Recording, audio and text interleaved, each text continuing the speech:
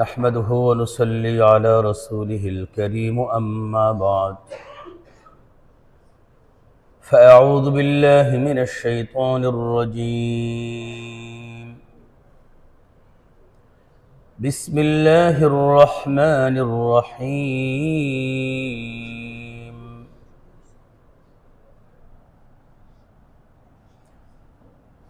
يا أيها الذين آمنوا لا تتخذوا اليهود والنصارى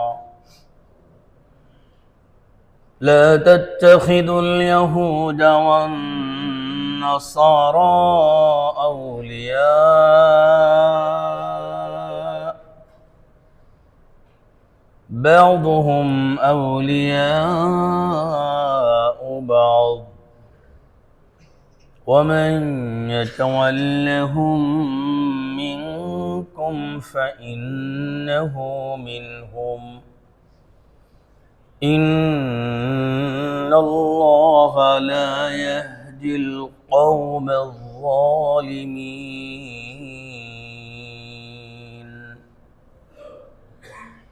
وقال النبي صلى الله عليه وسلم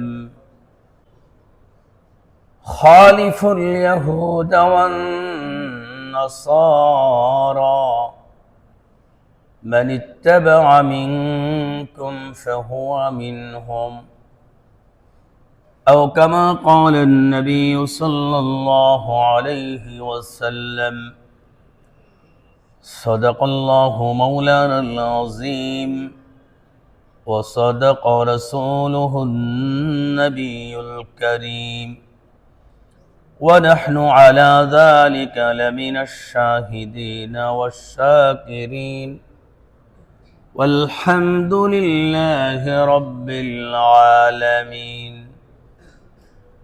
اللهم صل على محمد وعلى آل محمد كما صليت على إبراهيم وعلى آل إبراهيم إنك حميد مجيد.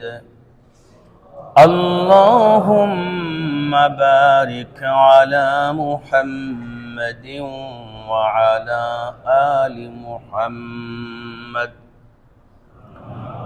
كما باركت على إبراهيم وعلى آل إبراهيم إنك حميد مجيد. الحمد لله. মুআজ্জাজ মুহতারাম মুসল্লিয়ান কেরাম, মহিয়ান গরিয়ান সর্বশক্তিমান পরওয়ারদিগারে আলমের দরবারে অসংখ্য অগণিত শুকর আদায় করছি আজকের এই পবিত্র দিন এবং সম্মানিত মাস যথাসময়ে আমাদেরকে আল্লাহ পাক এই জুমাতে উপস্থিত হওয়ার জন্য তৌফিক দান করলেন। আমরা আরেকবার বলি আলহামদুলিল্লাহ।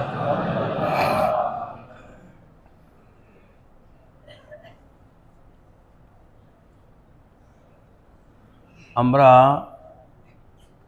ছোটবেলায় স্কুলে পড়েছিলাম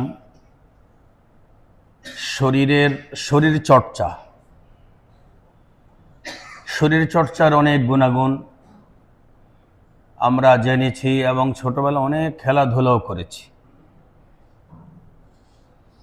খেলাধুলা করলে শরীরের অনেক উপকার, আর এই খেলাধুলার মাধ্যমে মুসলমান খেললে কাফেরে ডরায়। বলেন, মুসলমান খেললে কাফের ভয় করে। মুসলমান মেসওয়াক করলেও কাফের ভয় পালায়, অথচ একটা সামান্য একটা জিনিস মেসওয়াক, প্রত্যেকের হাতের এক বিঘাত। এই এক বিঘত একটা এই আঙ্গুলের মতো মোটা, এই আঙ্গুলও নয়, এই আঙ্গুলও নয়, এই আঙ্গুলও নয়, সবচেয়ে চিকন যে আঙ্গুলটা এটার মতো মোটা। অথচ এই এতটুকুন জিনিস দেখে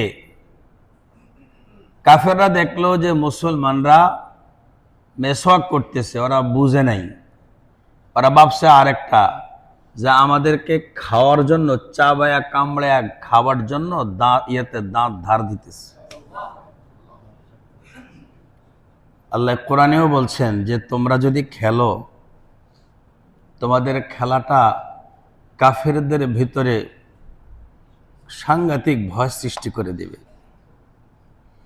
এজন্য আল্লাহ কোরআনেই বলেছেন সূরা তাওবা, খেলো, তবে ধরন তোমাদের আদর্শ, খেলার আদর্শ আর কাফিরদের খেলার আদর্শ এক হবে না। তোমাদের খেলার যে আদর্শটা হবে এটা কিন্তু কাফিরদের খেলার আদর্শের মতো হবে না। ওদের খেলায় বিনোদন থাকবে ভিন্ন রকম, আর ওদের খেলায় থাকবে গেম। কাফিরদের খেলায় গেম থাকবে, কাফিরদের খেলায় অবৈধ বিনোদন থাকবে। মুসলমানের খেলায় গেম থাকবে না, অবৈধ বিনোদন থাকবে না। যদি মুসলমানের খেলায় গেম না থাকে আর অবৈধ বিনোদন না থাকে, তাহলে মুসলমানের খেলা দেখে কাফের থরথর করে কাঁপবে। আল্লাহ কোরআনে বলেছেন, দেখেন সূরা তাওবা, আউযু বিল্লাহি মিনাশ শাইতানির রাজীম, ওয়া আ'ইদ্দু লাহুম মাস্তাতা'তুম মিন কুওয়াতিন ওয়া মির রিবাতিল খাইল তুরহিবুনা বিহি আদুওয়াল্লাহ ترهبون به عدو الله وعدوكم। আল্লাহ বলেন তোমরা শক্তি সঞ্চার করো। আমরা প্রাইমারি স্কুলে পড়েছি খেলাধুলার মাধ্যমে আমাদের শরীরে শক্তি সঞ্চারিত হয়। বাস্তব না অবাস্তব বলেন? এজন্য অঙ্গ সঞ্চালন, আল্লাহর হাবিব সাল্লাল্লাহু আলাইহি ওয়াসাল্লাম নিজে দৌড় দিয়েছেন। আম্মাজান আয়েশা রাদিয়াল্লাহু আনহাও দৌড় প্রতিযোগিতায় অংশগ্রহণ করেছেন, শুধু দুইজনে, এক আল্লাহর হাবিব আর এক হযরত আয়েশা। এই দৌড় প্রতিযোগিতা এটা কি আর অন্য কেউ দেখেছে? এটা আল্লাহর হাবিব বলেছেন যে আমি আর আমার স্ত্রী আয়েশা দৌড় প্রতিযোগিতা করেছি। আম্মাজান আয়েশা সিদ্দিকা রাদিয়াল্লাহু তাআলা আনহা আর রাসূল করিম সাল্লাল্লাহু আলাইহি ওয়াসাল্লাম প্রথমবার দৌড় প্রতিযোগিতা করে রাসূল নিজে হেরে গেলেন, আর দ্বিতীয়বার প্রতিযোগিতা করে আম্মাজান হেরে গেলেন, রাসূল জিতে গেলেন। তখন নবীজি বলছেন আজকে ওই দিনের জবাব দিলাম। সুবহানাল্লাহ বলবেন না? নাকি আমি আপনাকে বলাইলে আপনারা আমার এটা বলানোর লেগে মাইন্ড করবেন?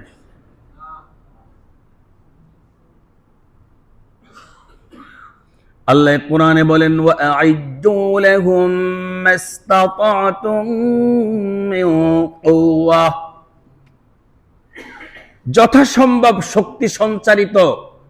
শক্তি সঞ্চার করার জন্য, শক্তি জমা করার জন্য তোমরা প্রস্তুতি গ্রহণ করো। আল্লাহ তাআলা আরো বলেছেন, ওয়া মির রিবাতিল খাইল। কক্সবাজারে ওয়াজে গেলাম, লাইট হাউসে। আমার বড় ছেলেকে বললাম চল সমুদ্রের তীরে যাই, তো গেছে, দুইজন বাপ্পুর দুইজনে গেলাম। আমি আর কইলাম গড়ে উঠা, ঘোড়ার উপরে উঠে একটা দৌড় দে নদীর পাড় দিয়া, সমুদ্রের পাড় দিয়া। ওকে বাবা আমার তো ভয় লাগে, তা আমি ওরে বললাম দেখ সূরা তাওবাতে আল্লাহ তাআলা ঘোড়া চালানোর জন্য মুমিনের প্রশংসা করেছেন। সুবহানাল্লাহ। মুমিন যদি কখনো ঘোড়ায় উঠে, ওই ঘোড়া যদি এই নিয়তে উঠে যে আল্লাহর হাবিব রাসূল করিম সাল্লাল্লাহু আলাইহি ওয়াসাল্লামের মাগাজি আমার জীবনে আদর্শ করার জন্য, আমার জীবনে সে আদর্শটাকে প্রতিষ্ঠিত করার জন্য, বাস্তবায়ন করার জন্য আমি ঘোড়ার উপরে সাওয়ার হলাম, ওই ঘোড়া যদি প্রস্রাব করে, ওই প্রস্রাবের প্রশংসা করে আল্লাহ। আল্লাহ তাআলা বলেন, তোমরা যখন ঘোড়ার দ্বারা প্রতিযোগিতা করবে, ঘোড়া নিয়ে তোমরা যখন দৌড় দেবে, ঘোড়দৌড়ে তোমরা যখন অংশগ্রহণ করবে, তুরহিবুনা বিহি আদুওয়াল্লাহ, তুমি জানো না তুমি কি করছো? তোমরা যেটা করলে, তোমাদের এই করার দ্বারায় কাফের বেদিনরা যখন গ্যালারিতে বসবে, তারা থরথর করে কাঁপতে থাকবে। খেলোয়াড় আপনি হবেন, আপনি দর্শক নন। আল্লাহ বলেছেন তোমরা খেলোয়াড়, দর্শক হবে ওরা। আল্লাহু আকবার কই? তুরহিবুনা বিহি আদুওয়াল্লাহ, আল্লাহ কয় খেলবা তোমরা, দর্শক হবে ওরা। তোমরা দর্শক নও, তোমরা হলো খেলোয়াড়, আর দর্শক হবে কাফের বেদিনরা। তোমাদের এই খেলা দেখার পরে তাদের ভেতরে এমন ভীতি সৃষ্টি হবে, ভয় সৃষ্টি হবে, এমন ভীতি, ভয় ভীতি তাদের মধ্যে সঞ্চারিত হবে, ওরা থর থর করে কাঁপবে। অথচ তোমরা খেলোয়াড় আর ওরা হলো দর্শক। আর এখন উল্টে গেছে, এখন খেলোয়াড় কি? এখন মুসলমান খেলোয়াড় নাই, ওরা হলো খেলোয়াড়, আমরা আপনারা দর্শক। দেখেন আমরা উল্টে, আমাদের আদর্শ চেঞ্জ হলো কেমনে? এখন আমরা যে খেলোয়াড় হলাম না, কারণটা কি? আমরা যে খেলোয়াড় হলাম না, আমরা কেন খেলোয়াড় হলাম না? আমাদেরকে খেলোয়াড় হওয়ার জন্য যে পথ মুসলমানের ইতিহাস ঐতিহ্যে খেলোয়াড় হওয়ার জন্য মুসলমান খেলোয়াড় হবে, এই পথকে রোধ করার জন্য তারা তাদের খেলাতে দুটো জিনিস রেখেছে। তারা যুবকদের ব্রেন গুলোকে নিজেদের ক্যাপচারে এনে দিয়েছে। তাদের মিডিয়াতে আপনি যখন যাবেন, সারা বিশ্বের মিডিয়াতে গেমস, অশ্লীলতা এবং বিনোদন ছাড়া আর কিছুই নেই। বাস্তব না অবাস্তব? প্রিয় ভাইরা আমার, আমরা যখন দেখি ইন্ডিয়াতে মুসলমানের উপরে নির্যাতন, আমরা যখন দেখি ফিলিস্তিনের মুসলমানের উপরে নির্যাতন, আমরা যখন দেখি রোহিঙ্গা মুসলমানের উপরে নির্যাতন, তখন আমরা বলি হুজুর একটু দোয়া করেন, ওদের জন্য বদদোয়া করেন। কাফিরদের বিরুদ্ধে বদদোয়া আর মুসলমানদের জন্য দোয়া, এটা আপনারা চান কিনা? কিন্তু যখন কাফিররা যখন খেলোয়াড় হয়, তখন কাফিরদের পতাকা বাংলাদেশের মুসলমানদের বাড়ির উপরে টাঙ্গানো হয় কিনা বলেন? আপনারা যাদের বিরুদ্ধে বদদোয়া চাচ্ছেন, আমরা যে মুসলমানরা বদদোয়া করুক, মসজিদের হুজুর বদদোয়া করুক, ওই কাফিরের বিরুদ্ধে, যে কাফের আমার মুসলমান ভাইকে দিয়া ঘন্টির নাক্কারা বানাইছে, ঘন্টার নাক্কারা। প্রিয় ভাইরা, বেল যদি থালার মতো হয়, এই একটা আওয়াজ করার জন্য তার নাম হলো হাতুড়ি। কিন্তু বেল যদি থালার মতো না হয়, ঘন্টার মতো যদি হয়, সেটাতে আওয়াজ করার জন্য হাতুড়ি নয়, সেটা হলো ভিতরের নাক্কারা। আপনারা জানেন আমাদের মুসলমান হত্যা করে তারা পাওগুলোকে ওই বেলের ভিতরে দিয়ে, ঘন্টার ভিতরে দিয়ে, মুসলমানের মাথা দিয়ে তারা ঘন্টা পিটে বুঝায়, এই দেখ মুসলমান নিয়ে আমরা খেলতেছি। আল্লাহ বলেছেন তোমরা খেলোয়াড়, দর্শক নও। ইহুদি খ্রিস্টানরা বলছে আল্লাহর এই কথাটাকে উল্টে ছাড়তে হবে, যেই কোনো উপায়ে মুসলমানকে বানাতে হবে দর্শক, তাদেরকে গ্যালারিতে বসাতে হবে, আর ফিল্ডে থাকবে অন্য ধর্মের লোকেরা। যদি এটা করা যায়, যখন কোরআনের বিরুদ্ধে এমন কিছু হয়, তখনই মুসলমান তলিয়ে যাবে, অন্য ধর্মের লোকেরা উপরে উঠবে। আমি কি এই বিষয়ে কিছু কথা বলতে পারি আপনাদের কাছে? আপনারা কি আমার সাথে সাড়া দিবেন? হানা সাড়া দিবেন? আবার যদি আমাকে বলেন যে এগুলো কেন, আমি কোথায় যাব? যার ভালো লাগবে না, যার ভালো লাগবে না তিনি তওবা পড়বেন, যার ভালো লাগবে তিনি হানা জবাব দেবেন।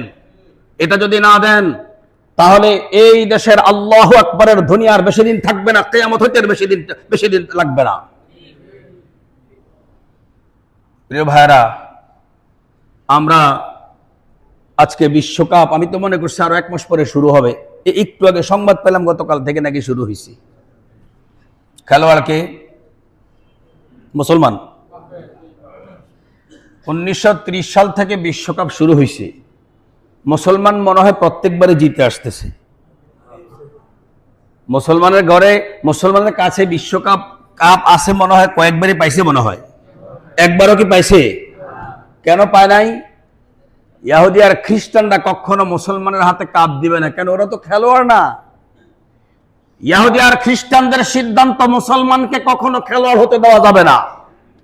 কারণ আমরা খেললে ওদের ভিতরে থরথর করে কাঁপার কথা কোরআনে নাই, আর ওরা খেললে আমাদের ভিতরে থরথর করে কাঁপার কথা কোরআনে আছে। এজন্য ওদেরকে খেলোয়াড় বানাইতে দেওয়া যাবে না। সিদ্ধান্ত ইহুদির, সিদ্ধান্ত খ্রিস্টানের। প্রিয় ভাইরা আমার, আজকে আমরাও ওই যে তারা তাদের আমাদের কাছে প্রিয় দুটো জিনিস বানিয়ে দিয়েছে বর্তমানে। একটা হলো গেমে আমরা পড়ে থাকি, বাস আমাদের মন তারা নিয়ে গিয়েছে আমাদের গেমসের মাধ্যমে। আপনি দেখেন অনলাইনের গেমস, কাগজের গেমস, খেলা আমাদেরকে খেলতে দেয়, সেটা হলো ছক্কা খেল। বেটা ছক্কা খেল, লুডু খেল, দাবা খেল। দৌড় খেলা তোরা খেলিস না, দৌড় খেলা তোরা খেললে আমরা সহ্য করতে পারি না। এটা হচ্ছে ইহুদি আর খ্রিস্টানদের টার্গেট। আমার আল্লাহ কোরআনে বলে দিয়েছেন, ইহুদি আর খ্রিস্টানরা ওরা কখনো কোরআনের এই বিষয়গুলো বাস্তবায়ন করতে দেবে না। আমাদের এখন কাজ কি? আমাদের প্রিয় হাবিব রাসূল করিম সাল্লাল্লাহু আলাইহি ওয়াসাল্লাম বলেছেন, খালিফুল ইয়াহুদ ওয়ান নাসারা, খালিফুল ইয়াহুদ ওয়ান নাসারা। ইহুদি আর খ্রিস্টানদের মিশন কখনোই তোমরা বাস্তবায়ন করতে পারবে না।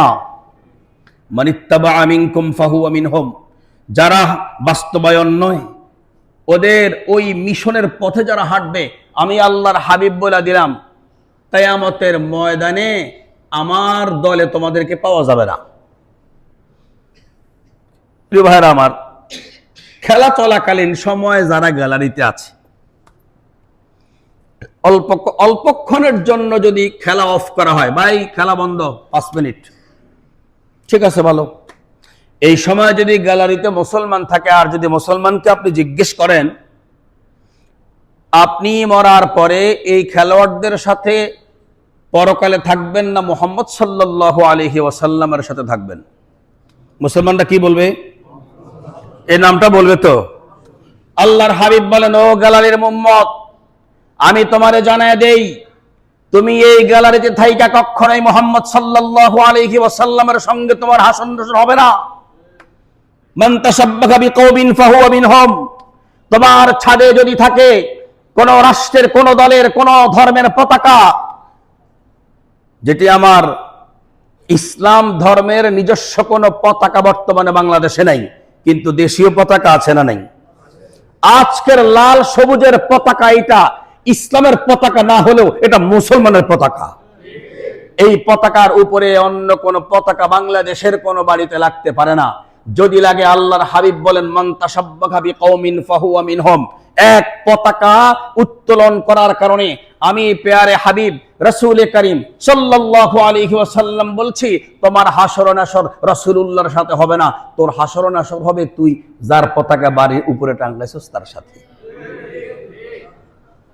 আমাদের দেশে মনে হয় এই পতাকা কেউ টাঙ্গায় না, তবে সবখানে টাঙ্গালেও বনশ্রীতে মনে হয় টাঙ্গানো হয় নাই। দয়া করে কি নামিয়ে নেওয়া যাবে? আমরা যেন আজকের পরে কোন বাড়ির ছাদে কোন বিদেশি কোন পতাকা দেখতে না পাই। আমরা যে অন্যায়গুলো করছি, 1 নম্বরে আমরা আমাদের মিশন, আমাদের যে ঐতিহ্য আমরা হারিয়ে ফেলেছি।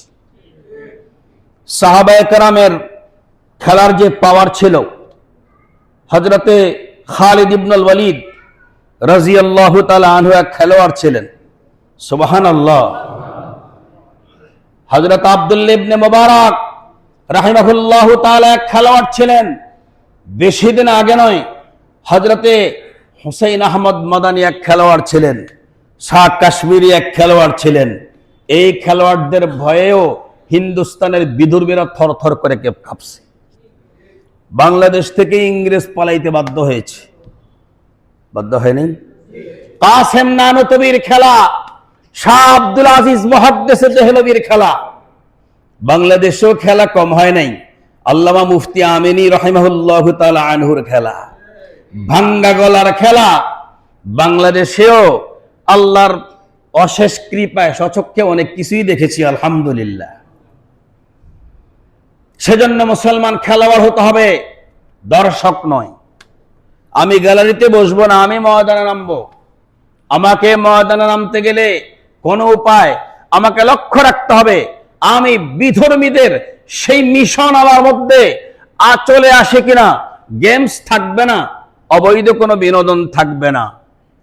গেমস থাকবে না, অবৈধ কোনো বিনোদন থাকবে না। আমি আপনাদেরকে বলি, আমাদের এই বিশ্বকাপ আফসোস নেই, যদি আমরা খেলতাম আমাদের পরনে মনে হয় এই হাফ প্যান্ট গুলো থাকতো। মুসলমানরা যদি খেলতো হাফ প্যান্ট গুলো থাকতো। এই হাফ প্যান্ট গুলো সেই টেলিভিশন থেকে আমি আর আপনি, আমার আপনার সন্তানগুলো সহ খেলা দেখতে দেখতে এমন হয়েছে, আমার ছেলে বুঝতে পেরেছে আমার বাবা হাফ প্যান্ট দোষ মনে করলে তো দেখতো না। যেহেতু আমার বাবা হাফ দেখতেছে, তাহলে আমার বাবার কাছে হাফ প্যান্ট এটা কখনোই অপছন্দ নয়, বরঞ্চ পছন্দ। আমিও বাজার থেকে কিনে আনবো। যার কারণে আমি আর আপনি আমার আপনার সন্তানগুলোকে বর্তমানে সেই 25-30 বছরের ছেলেকেও হাফ প্যান্ট পরে আমার আপনার সামনে ঘুরতে দেখি। রাস্তায়ও নামে কিনা? এগুলো আসছে কোত্থেকে? আল্লাহর হাবিব রসুলে করিম সাল্লাল্লাহু আলাইহি ওয়াসাল্লাম আর তখনকার সময় বিধর্মীরা একটা সাইডে খুব পার্থক্য ছিল। কাফের বেদিনদের কাছে উলঙ্গ হওয়া কোনো দোষ ছিল না, যার কারণে তারা মক্কা তওয়াফ করত উলঙ্গ হয়ে। আপনারা শুনেছেন না এই কথাগুলো? আবু জেহেল বাইতুল্লাহর তওয়াফ করত, তারা উলঙ্গ হয়ে তওয়াফ করত। উতবা, শাইবা, উমাইয়া বিন খালফ এরা তওয়াফ করত, উলঙ্গ হয়ে তওয়াফ করত। আল্লাহর হাবিব রাসূল করিম সাল্লাল্লাহু আলাইহি ওয়াসাল্লাম খুব শৈশবে বাইতুল্লাহর তওয়াফ করতে গেলেন। একটা মানুষ মাত্র লুঙ্গি পরা, আর সব হলো উলঙ্গ। বলুন তো দেখি, এতগুলো মানুষ একটা শিশুর পরনে এই কাপড়টা সহ্য করতে পারে নাই। আমরা হলে তো বলতাম থাক, ছোট্ট মানুষ, ও যেমনি খুশি হেমনি করুক।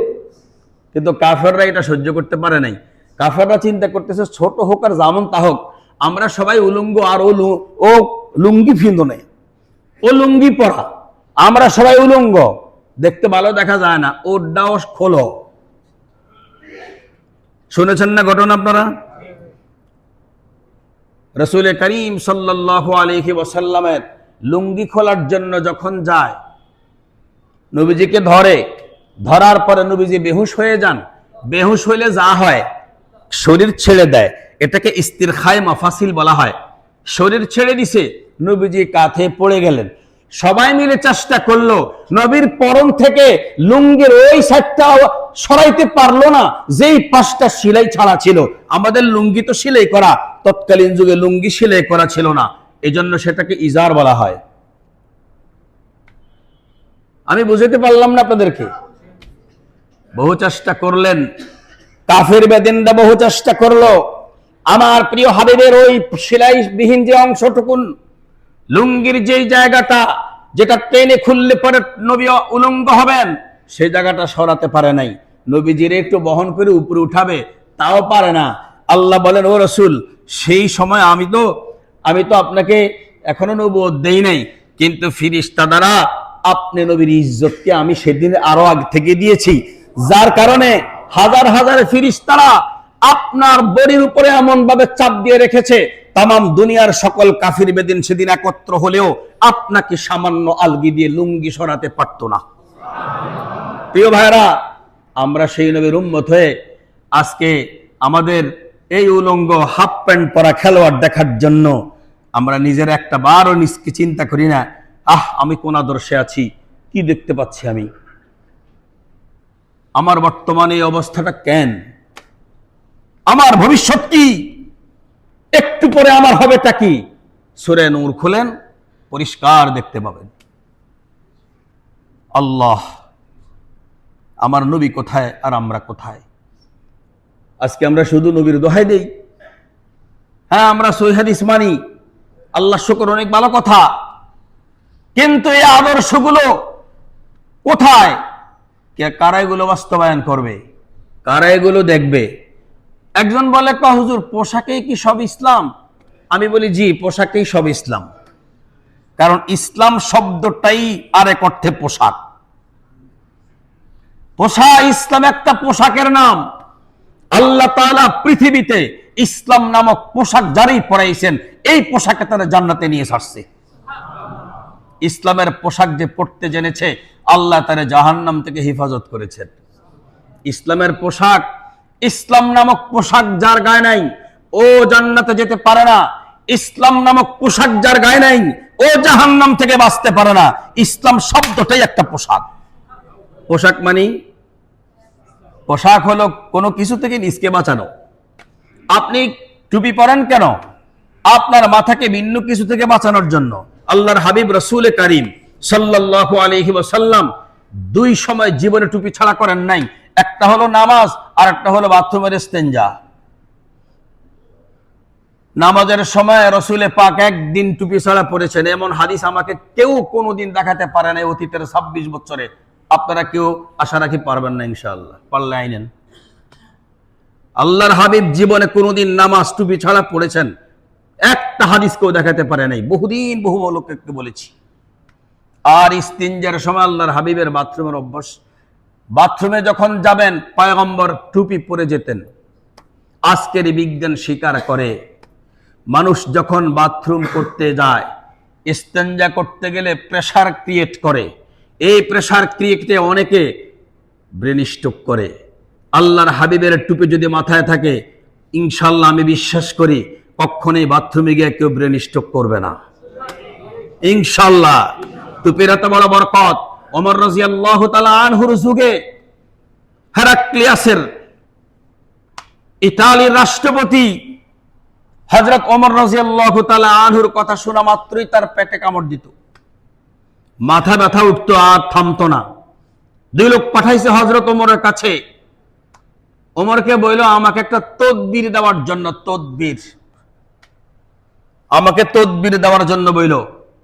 আমার দুইটা রোগ, একটা হলো পেট ব্যথা, আর একটা হলো মাথা ব্যথা। ও জিজ্ঞেস করবে কারণ কি? কারণ বলল না, কারণটাই হলো ও আইন মিমরা। ওমর শোনা মাত্রই আমার পেট ব্যথা শুরু হয়, ওমর শোনা মাত্রই আমার মাথা ব্যথা শুরু হয়। আমি সহ্য করতে পারি না। প্রিয় ভাইরা আমার, সাহাবায়ে কেরাম এমন খেলোয়াড় ছিলেন, তারা শুধু ব্যক্তির পাওয়ার নন, খেলোয়াড় খেলা দেখানোর প্রয়োজন হতো না, তাদের নামের মধ্যেও ছিল খেলা। কথা বলেন ঠিক না ঠিক? হযরত ওমর তদবির দিলেন। তদবিরটা ছিল টুপি। কি ছিল? টুপি। টুপি। ওমর রাদিয়াল্লাহু তাআলা আনহুর এই টুপি যখন রুমের রাজার কাছে পাঠানো হলো, দুই লোকে বলছে যে জাহাপনা, ওমর আমাদেরকে এই টুপি দিয়েছে, আপনাকে এটাই নাকি আপনার তদবির, লাগান। তো লাগায়, সাথে সাথে মাথা ব্যথা ভালো। আবার আমারে দেখতে তো মুসলমান মৌলবাদী লাগে। লাগাইলাম, তবে সামাজিকভাবে লাগানো যাবে না। সামাজিকভাবে মানি অর্থাৎ অন্য যেন না দেখে। আমি কোন সমাজে গেলে এই টুপি পড়তে পারবো না। এখন এমন একটা অবস্থা হয়, সমাজে গেলে টুপি যদি না পরে, কোনো কথাই বলতে পারে না, কোনো কথাই বলতে পারে না। এই কাজটা করে দিয়েছেন কে? আমার সে আল্লাহ কিয়ামত পর্যন্ত এই পাওয়ারগুলো রেখে দিয়েছেন। শুধুই মাত্র আমরা আমাদের আদর্শগুলোকে মিলিয়ে নেই না। আল্লাহ বলেছেন খেলোয়াড় হও, আমি হয়ে গেছি দর্শক। আমি দর্শক হয়ে আমার কি ক্ষতি হলো? আমি খেলোয়াড় না হয়ে আমার কি ক্ষতিটা হলো? আমি যে খেলোয়াড় হই না, আমি খেলোয়াড় হতে গেলে আমার আদর্শ কেন ওদের আদর্শ? আমার আল্লাহ রসুলের আদর্শ নাই কেন? খেলার ময়দানে কি আল্লাহ রসুলের আদর্শ নাই? খেলার ময়দানে কি সাহাবায়ে কেরামের আদর্শ কি নাই? আল্লাহর হাবিব রাসূল করিম সাল্লাল্লাহু আলাইহি ওয়াসাল্লামের সাহাবীর কি পাওয়ারটা ছিল দেখেন। টুপিটা দিয়ে দিছে, টুপিটা পড়তে কয়। এখন টুপি পরে মাথা ব্যথা নাই, টুপি খোলে আবার শুরু হয়। সিদ্ধান্ত নিয়েছে যখন কোনো সমাজে বসবো, কথা বলার জন্য বসবো, কাহারও সামনে এই টুপি পরা যাবে না। আমি সেখানে গিয়া কোনো কথা বলবো না, আগে তোমাদেরকে কথা রেডি করে দেব, আমার কথা তোমরা তখন বলবে। কিন্তু এমন একটা অবস্থা হয়, ওই জায়গায় বসে থাকবে, একটু পাওয়ারও কুলায় না, মাথার এত পরিমাণে ব্যথা, মাথার ব্যথা কোনোভাবেই যায় না, তো পাশ থেকে আস্তে করে টুপিটা আবার মাথায় দেয়, দিলে কিছুক্ষণের জন্য ভালো হয়। এখন ওমর রাদিয়াল্লাহু তাআলা আনহুর টুপির আগে ব্যথা যা ছিল, টুপি দেওয়ার পরে এখন টুপি না দিলে সে বাঁচেই না। এখন বাদশা কয়, দেখো তো টুপির মধ্যে কি আছে। প্রিয় ভাইরা, বরকত এমন একটা জিনিস, এ বরকত উপর থেকে আল্লাহ শুধু মুসলমানকে দেয়। সুবহানাল্লাহ। হযরত ওমর রাদিয়াল্লাহু তাআলা আনহুর দেওয়া টুপি, টুপির ভিতরের তাদবীর খুলে দেখে, টুপির ভিতরে কোন ধর্মের কোনো কিচ্ছু লেখা নাই, শুধু মুসলমান ধর্মের বিসমিল্লাহ লেখা। তাসমিয়া আমুদ আলা জেহার মারাস, মুসলমান ধর্মের এক বিসমিল্লাহ সব রোগের ঔষধ। সুবহানাল্লাহ। বিসমিল্লাহটা লেখা ভিতরে। তখন সে বলছে, সর্বনাশ, মুসলমানদের বিসমিল্লাহর এত পাওয়ার, একটু বিসমিল্লাহ পুরা কোরআনের একটু সামান্য অংশ, তাহলে তাদের কোরআনের পাওয়ার কত? কোনোভাবেই মুসলমানের কোরআনকে তাদের বডিতে বাস্তবায়ন করতে দেওয়া যাবে না। তারা যদি তাদের বডিতে এই কোরআনকে বাস্তবায়ন করে, নিঃসন্দেহে তাদের ফ্যামিলিতে বাস্তবায়িত হবে। ফ্যামিলিতে যদি বাস্তবায়িত হয়, নিঃসন্দেহে পুরা সমাজে বাস্তবায়িত হবে। সমাজে যদি বাস্তবায়িত হয়, নিঃসন্দেহে রাষ্ট্রীয়ভাবে বাস্তবায়িত হবে। যখন রাষ্ট্রীয়ভাবে বাস্তবায়িত হয়, তখন আন্তর্জাতিকভাবে বাস্তবায়িত হইতে আমাদের ইহুদি খ্রিস্টানদের পক্ষে আর সম্ভব হবে না। এজন্য প্রথম যে বীজ, এটা হলো কোন মুসলমানের এই 3.5 হাত বডিতে ইসলামকে বাস্তবায়ন করতে দেওয়া হবে না।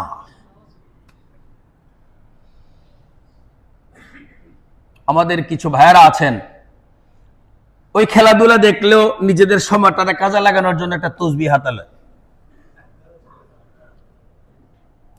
সুবহানাল্লাহ, সুবহানাল্লাহ। দেখছেন আপনারা? দেখেছেন কি কেউ?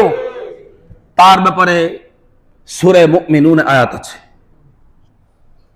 যে আমি খেলাও দেখবো, সাথে বসা বসা তসবিহটাও পড়বো, যাতে সমান হয়। খেলায় গুনাহ হবে, তসবিহ সওয়াব হবে। কিছু পাইলে পাইলাম, না পাইলে নাই, বাস কাটাকাটিতে সমান। আল্লাহ তার ব্যাপারে সূরা মুমিনুন কি বলেন দেখেন। আল্লাহ, أفحسبتم أنما خلقناكم عبثا وأنكم إلينا لا ترجعون। আল্লাহ কয়, এই বান্দা, তুই কি মনে করতেছ আমি আবস বানাইছি? আবস কাকে বলে জানেন? আমরা যখন এই যে এখন এখানে অনেক ছাত্র আছে মাদ্রাসার, যারা নিচের জমাতের দিকে পড়তেছে, ওরা আবস শব্দটা পড়েছে। তো আবসটা কি? অনেকে দেখবেন না, নামাজে দাঁড়ায় আন্দার টোয়া দেয়, দেখছেন তো? এটাকে আবস বলে আরবি ভাষায়, উর্দু ভাষায় এটাকে আবস বলে। ফার্সিতেও আবস করদান, অর্থাৎ আপনি করতেছেন এক কাজ, আপনি করতে বসছেন এক কাজ, আর করতেছেন সাথে আর এক কাজ। যেই কাজটা করতে বসছেন, এই কাজটার মধ্যে অন্য কাজ করা, এটাকে আরবিতে আবস বলা হয়। তো আল্লাহ জিজ্ঞেস করতেছে, বসত খেলতি, আরে বসত খেলা দেখতি, আর আমার দেহানের লেগে তসবিহ টিপতে আসত, আবস কিনা বলেন? أفحسبتم أنما خلقناكم عبثا وأنكم إلينا لا ترجعون। আল্লাহ বলেন, তুই মনে করতেছিস যে আমি তোকে আবস বানাইলাম, অনর্থক, যা খুশি তা, এক কাজ করতে গেলে আর এক কাজ। তবে তোর সাথে এখন কথা নাই, তুই কি এটা মনে করস যে তুই আমার কাছে আর আইবি না? ও আন্নাকুম ইলাইনা লা তুরজাউন, তুই কি এটা মনে করছিস যে আমার কাছে তোর আশা হবে না? যেদিন আসস সেদিন আমি তোরে দেখাই দিব আবসের কল্লিকা। আলহামদুলিল্লাহ, আমরা গত সপ্তাহ দোয়া করেছিলাম আমাদের ইঞ্জিনিয়ার সাদিকুর রহমান সাহেবের জন্য। তিনি আজকে আমাদের সাথে জুমাতে হাজির হয়ে গেছেন। তিনি স্ট্রোক করেছিলেন। আমি অনেক দোয়া করেছি, এই শুক্রবার ছাড়াও অনেক দোয়া করেছি। তাই জন্য আমরা সকালে তার জন্য দোয়া করবো, আল্লাহ তাআলা যেন তাকে এই সুস্থতা প্রান্ত পর্যন্ত পৌঁছান ইনশাআল্লাহ। এবং আরো আমরা যারা অসুস্থ আছি, আল্লাহ পাক যেন আমাদের সকলকে সুস্থ করে দেন। আবস বলাতে আমার নজর গেছে। আমি যখন আবস বলছি, উনিও শব্দ আবস বলছেন। তাই আবস শব্দ থেকে আমার নজর গেল। আমরা গত সপ্তাহে তার জন্য দোয়া করেছি, মোনাজাতেও তার নাম বলা হয়েছে যে তিনি স্ট্রোক করেছেন, হার্ট স্ট্রোক করেছেন। আল্লাহ তাআলা যেন তাকে সম্পূর্ণ সুস্থতা দান করেন। আসুন তাহলে আমরা এই জায়গা বুঝলাম যে গুনাহের মাঝে যদি কেউ ন্যাক করে তাহলে আল্লাহ তাআলা তাকে ধরার জন্য রেডি। কথা বলেন। হাকিমুল উম্মত মুজাদ্দিদুল মিল্লাত শাহ আশরাফ আলী থানভী রহমতুল্লাহি আলাইহি তিনি বলেন, মুসলিম উম্মাহ, উম্মতে মুসলিমা অর্থাৎ আমরা মুসলমান সম্প্রদায় যারা, আমাদের উপরে টোপ করেছে ইহুদি আর খ্রিস্টানরা। আপনারা কি টোপ বুঝেন? টোপ কি? টোপ হলো মাছকে ধরার জন্য যে বড়শিটাকে আমরা ব্যবহার করি। মাছে যদি বুঝতে পারে যে এটা বড়শি, ও কাছে আর আসে না। এই বড়শির কালারটাকে পরিবর্তন করার জন্য একটা গ্রান স্বাদের খাদ্য সেখানে লাগাইয়া দেওয়া হয়। এটাকে কি বলে? টোপে তো বলে। কোন কোন আমরা আমাদের দেশে আধার কয়। টোপ টুপে গেলি শুনি, যেটা ওই যে লাল পিঁপড়া থেকে হয় আমরা সেটাকে টোপ বলি। কি স্যার? আর যেটা অন্য রুটি মুটি দিয়ে বানায় এটাকে বলি মাছের আধার। ইহুদি আর খ্রিস্টানরা মুসলমান জাতিকে বর্ষিতে তোলার জন্য তারা টোপ করেছে, টোপ বিধে দিয়েছে, আধার বিধি দিয়েছে, মুসলমানরা যেন বুঝতে না পারে যে ভিতরে বর্ষি আছে। টোপ কয়টা? থানভী আলাইহির রহমা বলেন যে সেই টোপগুলো তারা ব্যবহার করার জন্য আমাদের কাছে তারা গেমস এবং বিনোদন দুটো জিনিসকে পাঠিয়েছে। গেমস আর আজকে আমাদের দেশে গেমসের ছড়াছড়ি আছে না নাই বলে? এই যুবক ছেলেগুলো ঘন্টাকে ঘন্টা গেমসের পিছনে কাটায় দেয়। এবং বর্তমানে অনলাইন গেমসও নাকি আছে। অনলাইন গেমস কিভাবে অনলাইন গেমস খেলে? আমাকে একজন বলছে, হুজুর একটু অনলাইন গেমসের ওয়াজ করুন। আমি বললাম অনলাইন গেমস সেটা ভাবে কেমনে? এখন অনলাইন গেমস কেমনে এটি তো জানি না। আল্লাহ আমাদেরকে এটা না দেখাক, তবে ইহুদি খ্রিস্টানদের এই টোপ থেকে আল্লাহ আমাদের যুব সমাজকে হেফাজত করেন। আর বিনোদন, রাতকে রাত কেটে যায়, ঘুম নেই। আমি আপনাকে জিজ্ঞেস করি, অনেক মানুষ এমন আছে মুসলমান বটে কিন্তু ভোর রাতে ফজরে জাগনা পায় না, আছে না নেই? ভাই ফজর পড়ছেন? কয় জি না। পড়লেন না কেন? হুজুর সব নামাজে পড়ি, এখন এই নামাজে জাগনা পাই না। আমি তো শুনছি ঘুমায় থাকলে নাকি আল্লাহ ধরে না। মানলাম, হাদিসে আছে। আচ্ছা, গতকাল ভোর রাত্রে যে বিশ্বকাপের খেলা হয়েছিল, ছিলেন? জি হ্যাঁ, ওটা ছিলাম। তো আপনি বিশ্বকাপের খেলার সংবাদ পাইলে আপনারা কে জাগায় দেয়? আপনার ভিতরে এমন একটা সিনসিয়ারিটির প্রয়োজন যেটা ইমান কেন্দ্রিক। সিনসিয়ারিটি ঠিকই আছে, ইমান কেন্দ্রিক সিনসিয়ারিটি নেই। আপনার মধ্যে কি আছে? ইহুদি আর খ্রিস্টানদের টোপ রাখা আছে, যার কারণে আপনি ভোর রাত্রে জাগেন। যদি সংবাদ পান বিশ্বকাপের খেলা আছে, কিন্তু মুয়াজ্জিনের আজান কানেও যায় না। প্রিয় ভাইরা আমার, রোজ কিয়ামতে কষ্ট পেতেছেন আপনারা? সংশোধনের জন্য কথা বলা। ফজরের নামাজে আমি আসলাম না, আমার বয়স 60 বছর হলো, আমি জাগনা পাইলাম না, আমি কাজা পড়লাম। আল্লাহ তাআলার কাছে বলতে পারবো, আল্লাহ ঘুমে আর মরণে সমান, আমারে মাফ করে দেন। আল্লাহকে যা তোরে মাফ করে দিলাম।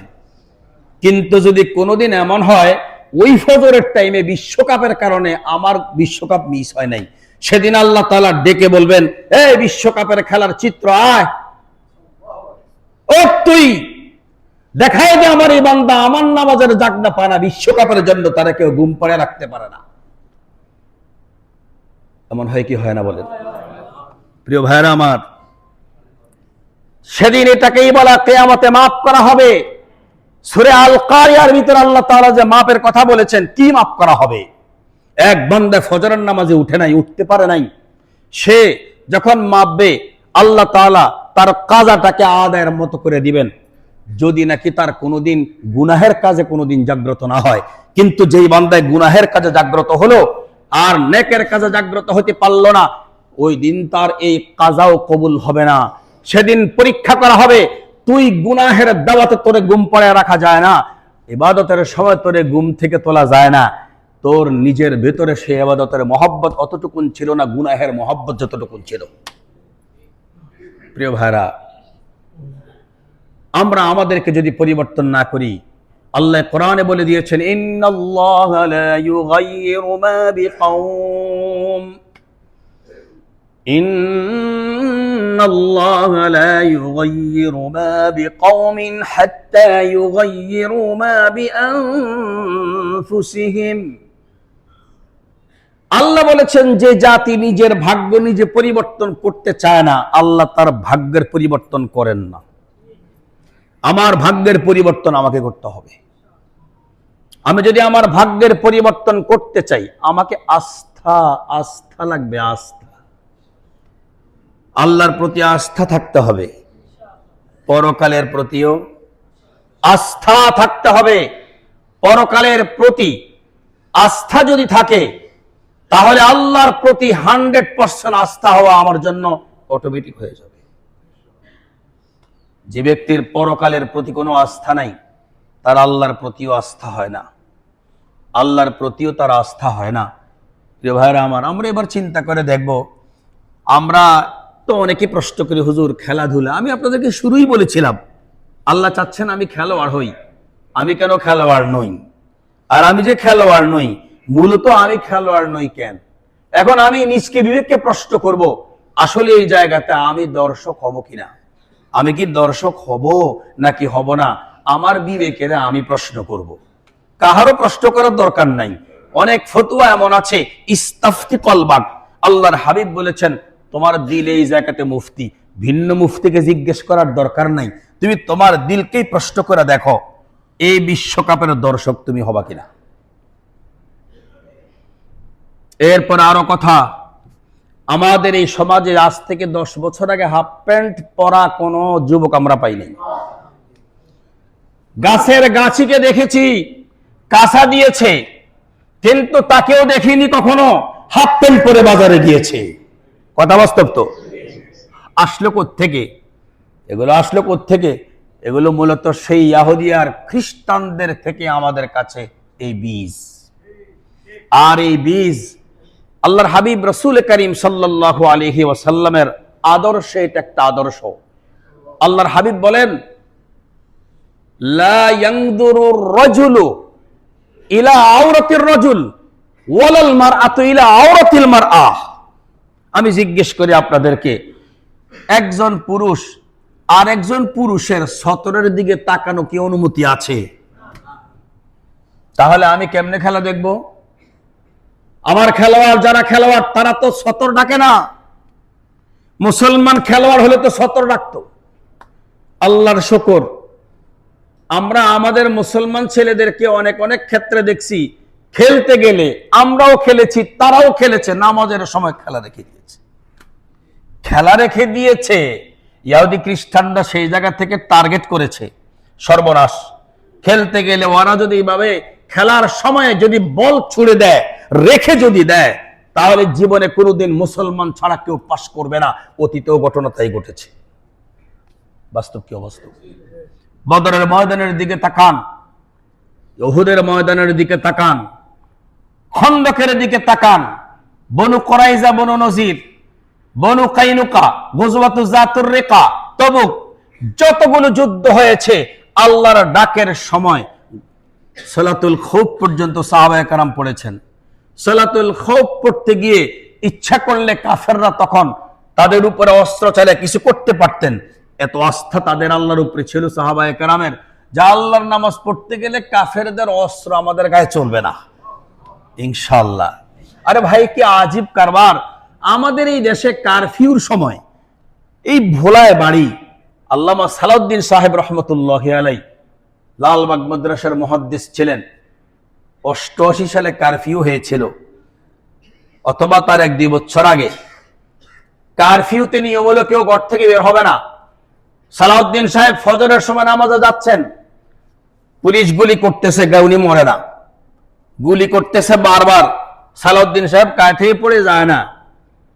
হুজুর মসজিদে চলে গেলেন, নামাজ আদায় করলেন, পুলিশ পিছনে পিছনে গেল। নামাজের পরে জিজ্ঞেস করলেন, হুজুর একটা কথা জিজ্ঞেস করার জন্য আসলাম, আমরা যে আপনাকে গুলি করলাম, আপনি কি গুলিগুলো দেখেছেন? হ্যাঁ, তা তো দেখলাম। তো আপনি গুলি দেখছেন, কি দেখছেন? আমি দেখতে পাইলাম আমার সামনের দিকে পথ, গুলি আসতেছে, কিন্তু আমার এই কদম যতটুকুন যাওয়ার দরকার তার আগে উপরের দিকে চলে গেছে। এটা হলো মুসলমানের খেলা। বলেন, এটা কার খেলা? আপনি কি খেলা খেলবেন? আমি আর আপনি ঘর বানায় গুটি খেলা খেলতে বসি। আল্লাহ রাসূল তো গুটি খেলা খেলতে দেয় নাই। আল্লাহ রাসূলের খেলা ছিল, ওই যে বলছিলাম প্রাইমারি স্কুলে পড়েছিলাম, শরীরের যত্ন, শরীরের চর্চা, তারপরে আপনার কিভাবে আমি আপনার সুস্থ থাকবো, আমার জন্য খেলাধুলা কতটুকুন দরকার, যা কিছু পড়লাম। বসে গেলাম আমি আর আপনি গুটি খেলতে, দাবা খেলতে। এই দাবা খেলার মধ্যে আমাদের শরীরের কোনো উপকার নেই, সময় নষ্ট হয়, বড় নবীর আদর্শ বিবর্জিত হয়। আল্লাহর হাবিব যে আদর্শ শিক্ষা দিয়েছেন, অঙ্গ সঞ্চালনের খেলা, আর বলে দিয়েছেন তুরহিবুনা বিহি আদুওয়াল্লাহি ওয়া আদুওয়াকুম, তোদের খেলা দেখলে সারা বিশ্বের ইহুদি খ্রিস্টান থরথর করে কাঁপবে। প্রিয় ভাইরা আমার, কি করবেন আমি জানি না, আপনারা জানেন। অনেক শখ করে টিভিও তো কিনা হয়েছে এবার, কারণ বিশ্বকাপ উপলক্ষে আমাকে আমার এক মুসল্লি আগের মসজিদের হুজুর, আমি ফোন দিয়ে বললাম যে কি খোঁজ খবর, দাওয়াত টাওয়াত কি দেন টান না খা? আমি তো দুষ্টেমি করে আসলে দাওয়াত আমি যাইও না, খাই আলহামদুলিল্লাহ, আল্লাহ খাওয়ায়, দাওয়াতে যাই, আমার খাওয়া লাগে না। কয় হুজুর দোয়া করেন, নিয়ত করছে আপনাকে ভালো কিছু দেব, সামনে বিশ্বকাপ আসতেছে তো বেচা কেনা খুব ভালো হবে। তা আমি বললাম যাগো টিভি আগে আছে। কয় না, বিশ্বকাপের জন্য টিভি ওয়ালারাও টিভি কিনে। এটা কি আসলে সত্য নাকি? বিশ্বকাপ নাকি আসলে যাগো আগে টিভি আছে, ওরাও নাকি নতুন টিভি কিনে। এটা কি বাস্তব নাকি? আমি জানি না। ও বড়টি কিনে? ও আচ্ছা। তো এখন আসেন, টিভি ওয়ালারাও টিভি কিনে, ছোট ওয়ালারা বড় কিনে, যাই কিনো, এই টাকার হিসাব দিতে পারবেন? একটু আল্লাহ পাকের, আল্লাহর বিধানের কাছে যাওয়ার আগে আপনি নিজের বিবেককে একটু প্রশ্ন করেন, নিজের বিবেককে প্রশ্ন করেন, কোন কাজে এই টাকাটা আপনি ব্যয় করলেন। প্রিয় ভাইরা আমার, অতএব কারণে রাসূল পাক সাল্লাল্লাহু আলাইহি ওয়াসাল্লামের যে আদর্শ খেলার, সেই আদর্শের দিকে আমাদেরকে ফেরত আসতে হবে, এছাড়া উপায় নেই। আচ্ছা বলুন তো দেখি, ফিলিস্তিনে যখন হামলা চলে তখন ফিলিস্তিনের কি বিপক্ষে সব সারা দুনিয়ার সব মানুষ, না কেউ কেউ পক্ষ ছিল? যারা যারা পক্ষে ছিল হত্যার, তারা তো ইসরায়েলিদের শত্রু না বন্ধু? বন্ধু না? আর ওই মুসলমানদের যারা হত্যা করে, ওদের কি? শত্রুর বন্ধু। আমার আপনার কি হবে? শত্রুর বন্ধু কি? শত্রু তো। কারণ আমার শত্রু, তার লগে বন্ধুত্ব যে রাখবে, ও কোনোদিন আমার বন্ধু হতে পারে না। আজকে তাকায় দেখেন, খেলোয়াড়দের মাঝে যারা আছে, ওরা আমাদের ইসরায়েলের লোকেরা আমাদের ফিলিস্তিনি মুসলমানদের উপরে যে হামলা চালায়, এই হামলার পক্ষে বিপক্ষে খেলোয়াড়দের মাঝে কি কেউ এমন নাই যারা মুসলমানদের হত্যাটা চায়? কি চায়? তো তাহলে আমি আর আপনি তাদের পক্ষ করলাম, একজন বলছে আমি অমুকের দলের, আরেকজন বলছে আমি অমুকের দলের, অথচ কয়েক মাস আগে আপনি চাচ্ছেন আমার কাছে হুজুর ওকে বিরুদ্ধে বদদোয়া করেন, আর খেলা আসলে আপনি ওদের পক্ষ নেন, ওদের পতাকা আপনাদের বাড়ির উপরে টাঙ্গান। ব্যাপারটা কি? এটা কেমন পক্ষ, কেমন বদদোয়া? আপনি পক্ষ করলেন, এটাই বা কেমন? আমাদের কাছে, ওলামায়ে কেরামের কাছে, ইমাম সাহেবের কাছে, খতিব সাহেবের কাছে বদদোয়া করতে বলেন, এটা আবার কেমন বদদোয়া? প্রিয় ভাইরা, আমাকে আর আপনাকে এই জায়গাগুলো সজাগ থাকতে হবে। আমি কার সাথে গেলাম? এজন্য তো আল্লাহর হাবিব রাসূল কারীম সাল্লাল্লাহু আলাইহি ওয়াসাল্লাম বলেছেন, মান তাশাব্বাহা বিকওমিন ফাহুয়া মিনহুম। একেবারে ছোট্ট একখান হাদিস বর্ণনা করেছে বুখারী শরীফে বর্ণিত, যে তুমি তোমার বাড়ির ছাদে তুমি যে পতাকা দিলা, তুমি যার দেশের জার্সি পরলা, যার নামের পক্ষ নিয়ে তুমি আলোচনা করলা দোকানে দোকানে বসে, যার খেলা দেখার জন্য তুমি উদ্বিগ্ন, যার পায়ে বল থাকলে তুমি খুশি, তুমি তাকায়া দেখো তো ও কি তোমার শত্রু না বন্ধু? যদি ও তোমার শত্রু হয়ে থাকে, আমি রাসূল বলে দেই, পরকালে আমার সাথে তোমার হাসর না, ওর সাথে তোমার হাসর। আল্লাহ পাক হেফাজত করেন। জানি না বিশ্বকাপ কোন দিক যাবে। আমার একই কথা ছিল, আমরা খেলোয়াড় হওয়া আল্লাহর দাবি, তোমরা খেলোয়াড় হও, আমরা খেলোয়াড় হব রাসূল কারীম সাল্লাল্লাহু আলাইহি ওয়াসাল্লামের দাবি, তোমরা খেলোয়াড় হও। আর ইহুদি আর খ্রিস্টানরা তাদের বাস্তবায়নটা কি ছিল? আমরা যেন খেলোয়াড় না হয়ে দর্শক হই। সেই দর্শক বানানোর জন্য আজকে আমি যে টিভি কিনতেছি, খেলার জন্য না খেলা দেখার জন্য? আমি যে পতাকা টাঙ্গাইতেছি, আমি কি খেলি না আমি খেলা দেখি? কথা বলেন। আমি তো খেলোয়াড় না, আমি হলাম দর্শক, আমি গ্যালারির লোক। আল্লাহ গ্যালারির লোককে পছন্দ করতেন না। আল্লাহ বলেছেন, তোরা খেলোয়াড় হলে, তোরা যদি খেলোয়াড় হতে পারিস, আমি আল্লাহ তোদের মাধ্যমে তোদের খেলা কাফের বেদিনের চোখের সামনে এমন ভাবে দেখাবো, ওরা থরথর করে কাঁপবে। এজন্য নিজেদের সন্তানদেরকে খেলোয়াড় বানানোর চেষ্টা করেন। তবে একটা কথা সত্য, আমি আর আপনি যদি খেলোয়াড় হতে যাই না, তখন আমার আর আপনার গায়ে কিন্তু জঙ্গির তকমা লেগে যাব। কথা বাস্তব তো। আমরা মাদ্রাসার ছেলেরা খেলতে গেলেও আমাদেরকে অনেক বাধা আসতো। হয়তো অমুক মাদ্রাসায় দেখেছি ছাত্ররা জিহাদের প্রশিক্ষণ দিতেছে, অথচ খেলা আমরা খেলবো এটা ওরা চায় না, ওরা থরথর করে কাঁপে, আর আমরা ওদের খেলা দেখতেছি। ছি ছি ছি ছি ছি, কি নির্লজ্জ আমরা! আমরা খেলতে গেলে আমাদের নাম হয় জঙ্গি, আর ওরা খেলবে ওটা আমাদেরকে ওরা দেখাবে। আমরা নিজের টাকায় সবকিছু করছি। পৃথিবীতে সবচেয়ে দামি জিনিসের নাম হলো সময়। আমার সবচেয়ে দামি সময়কে আমি শেষ করছি। আমি একটা বারের জন্য চিন্তা করি না আমার এটা কোন কাজে আসবে। কোন কাজে আসবে? সেজন্য আল্লাহ পাকের কাছে আমি বেশি বেশি দোয়া করি, আল্লাহ যেন পুরো উম্মতে মুসলিমাকে এই জাতীয় খপ্পর থেকে, মাছের বড়শির টোপ থেকে হেফাজত করেন। সকলে বলে আমিন। ওয়া আখিরু দাওয়ানা